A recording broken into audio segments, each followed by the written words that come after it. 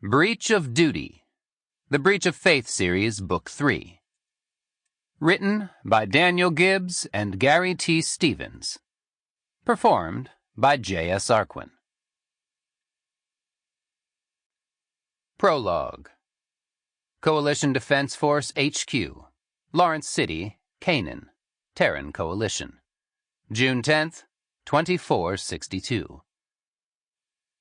The conference room was one of many in the Coalition Defense Force's administration complex. An assembled party of personnel waited quietly for the formal change of command ceremony and a look at their new commanding officer.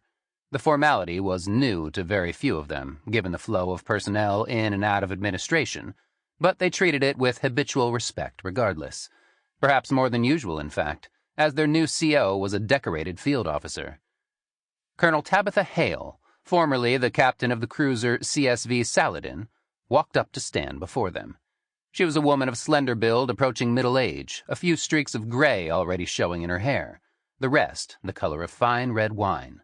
Her dark brown eyes remained fixed on General Andrew McIntosh, the line commander she'd most recently been assigned, provisionally, to, who waited with patience alongside General Malik al-Rashad of the Procurement Department. To the assembled, she was the epitome of the CDF officer with how she carried herself. Medals and commendations were on the breast of her olive-colored uniform jacket.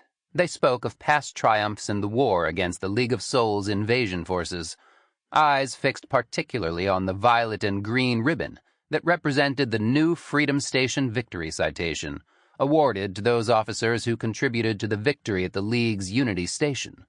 Their new CO wasn't just an experienced field officer. She was a bona fide war hero. Once she was standing before him, Hale brought her hand to her brow in a firm salute.